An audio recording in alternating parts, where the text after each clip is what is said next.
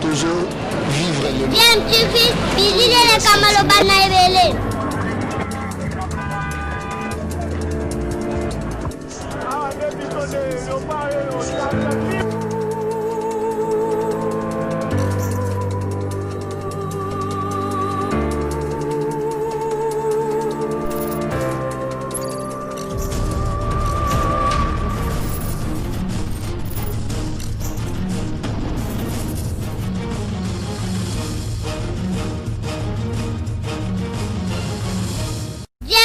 toujours un enfant. DMTV Mote Nabino et Sengoza Abiso ya koyeba ke boze belo bozali kolanda chaîne YouTube Nabino DMTV boyebi o proposera Nabino actualité mais les sous pe ba analyse pe ba réflexion sur ba sujet d'actualité ou bien ba faits sociaux topé les sous ba réalité ndenge tozali ko vivre yango na mboka na biso lelo to sepeli to même Nabino sujet moko to sola yango tout à l'heure mais avant pour permettre de voir Tommy Pesa hein, par rapport à la maladie otokoki kotikate bolimbisa vraiment esengeli na biso to rappeler na bino pe na biso surtout na tina maladie ya coronavirus ba lever état d'urgence mais ba lever maladie ezali maladie wana esengeli ko bundisa yango par tous les moyens pour que kokende musika na biso na République démocratique du Congo to komi kolanda ba 10 000 cas confirmés c'est beaucoup je vous assure bande koto continuer ko respecter ba mesures barrières nde ba konti ba sengi na biso to ba komi batela nde bongo to ko batela pe ba famille na biso parce que prévention ezali en tout cas seul moyen efficace tozali nango pour que to koka ko lutter contre maladie wana alors sujet na biso ya lelo ezali en rapport na ba sortie médiatique ya Denis Lessie moko uti ko tike biso maloba moko uti ko bimisa awa en tout cas esali biso na mwa pasi ko yoka maloba bongo ko bima epai ya musali na nzambe mais finalement to monique à reconnaître quand même quelque part qu'azali Kabiliste même si na ba propos Naye Alobi qu'aza Kabiliste était mais naza pona jikaka donc ça c'est il a dit quelque chose et son contraire mais on a bien compris nini ya lingi koloba alors na lingi na proposé bino bolanda extrait oyo bolanda yebo kandenga Alobi bongo na sima nous allons analyser makambo ya Alobi et puis to conclure les solo na biso je rappelle que boza kolanda DMTV chaîne YouTube na bino yom tozana na abonné s'il vous plaît cliquez au comme abonné ko bosana te ko cliquer pe na cloche eza juste à côté et ko activer ba notification na yo pour permettre na yo aux au courant une fois que tu remettre vidéo moko en ligne tolanda Denis Lessie ensuite nous nous retrouvons tout de suite après ça veut dire les années timutumuso a aidé yo bibiso na boloko lokwa honorable Français Kalombo mais boso la rasouté boela ni abibisa na boloko te abibisa na boloko ne na avocat avocat nga ngana ito sonate ngana ito sonate lo monte problème yali ye na minute azamutia la muka ngana minute yo nazo reconnaître sikaka c'est normal mais ngana personnellement pour toi la problème peut-être solo ah bon oui tout ça problème là avocat nga tili lo avocat là avocat no tili arabe bo fera ngai siko ngala siko do lo sala ye ala ku pinga ngai mais sauf que banzela siko ngala zo reconnaître président de la République Joseph Kabila comme quelqu'un qui nous a fait du bien oui bon il y a ça dans la muka ce n'est que normal à mon opinion et comme idée mais naza Kabiliste naza be muta FCT mais naza ka mutu mo image kaka ndima ye que c'est un grand dans le rôle naza grand asala bola munamboka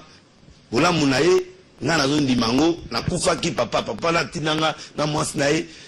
na mama nani mahali pasa mama Jeannette ba supporter ngai pendant une année ah papa une année na mboka mupaya ba facture ya makasi wana ba futelanga nyoso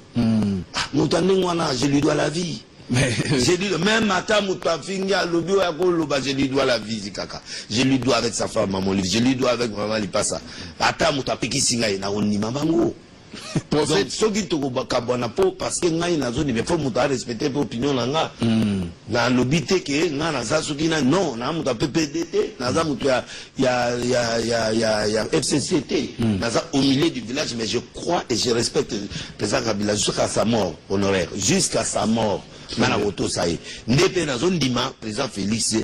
aye Alakisi biso Freza la bino yoyo. Jika kai so pesa la bino yoyo. Ngape na undi mai. Yango na zo ndimaye pe na soutenir eti na mukolo manane ko sila. Français Denis ici. Voilà, on comprend quand même. Oui, on comprend. Côté bato à Congo, autour d'un bato, pourquoi bazo boya yo? Bato boya ngate, nande na moto. Na moto. Maloba na yo zo blessé bato. Yokana no atoma. Maloba na yo ko blessé mutu te.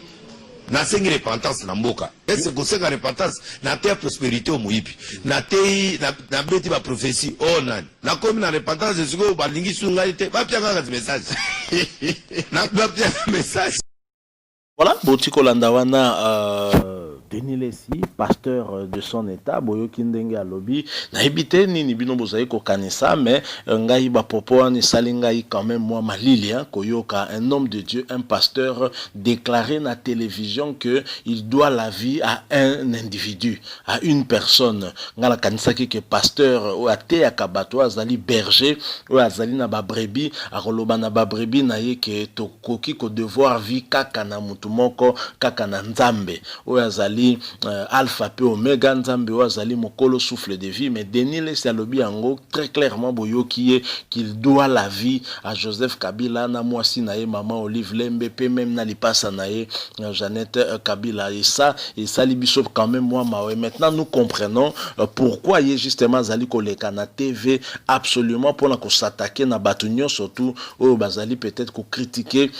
Joseph Kabila par rapport à la gestion na ndenge le kanaki. Donc pour na Denis Lessie intérêt général, intérêt à la population italienne était azali kota l'intérêt na personnel comme yé vie na ye zalaki sauvé grâce na moto. Alors Tomi Tuni yé pasteur prophète ou azali comme na makambo pour na bato. Est-ce que le combo yo miracle pour na ye zali na sens nini ko signifie nini que nzambe akokai ko bikisa ye na maladie wana te nzambe akokai ko pesa ye mbongo te pour que akoka ko zwa bastion approprié. Donc nzambe ye azali auteur ya recouvrement ya santé na été mais zalaki nde na maboko ya moto Joseph Kabila. Il a dit très clairement boyo qui est que il doit la vie à Joseph Kabila. C'est ce qui explique d'ailleurs ba sortie médiatique Naye. Bon, d'un côté au moins na ndimi honnêteté Naye wana ndenga ndimi, mais je pense que là par ses propos on reconnaître que c'est un Kabiliste, même si aekoloba ke naza Kabiliste te menga naza jikaka naza neutre. Mais comment ko zala neutre pe lisusu ozala penser na côté jikaka? Une question très simple que tout na kaka soki na avocat Naye Francis Kalombo qui était pour beaucoup, je dois le dire, na makambo eposa qui est na ancien ministre Ntawa Denis Lessie Oyo Azaki condamné pour 10 ans finalement lorsque Francis Kalombo est intervenu dans le dossier Oyo Toyo Komona que Denis Lessie finalement Azaki relaxé pe ayaki kobima en prison. Mais lelo Oyo Azali koloba kezalaki grâce à Francis Kalombo te il reconnaît que basali na ba bonne relation, mais Alobi que loko créer moins distance entre bango ezali pour Francis Kalombo ye a commis na lamuka et ye a commis jikaka. De ce côté là na comprendre très bien te parce que Francis Kalombo azana lamuka ezali politique, mais sur le plan il y a des relations interpersonnelles et qui ont empêché na Francis Kalombo à fréquenter Batuya FCC. Je crois que côté wana ezali ba popo wana ezali malamu te tango yozolo ba keno ponga na za jikaka poza politicien te. So za jikaka je pense que za côté politique te, mais ezali peut-être côté ba relation mususu. En quoi est-ce que ça peut gêner relation ayo na Francis Kalombo? Soki ko gêner ezali kaka peut-être parce que comme na ba prise de position moko politique ou ezali ko catégoriser yo et longolio neutralité ou yo lingo Lobalabatu kozali neutre en fait aux neutre te ozali pour Kabila et zali pe lisumuté wana zali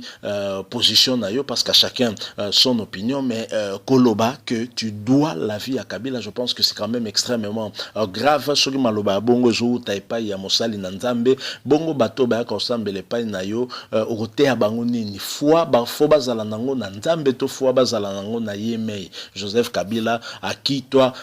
pasteur berger de ton état, aux accords devoir Naye vie. Mais au moins, ce que nous pouvons retenir, est que Denis Lessie a prouvé Nabiso en tout cas que c'est un kabiliste et c'est comme tel, hein, nde sengeli toko kako joyeux. Voilà, moi, l'isolo, tolonga ki to meme labino mo moke par rapport à ba propos, ça sera toujours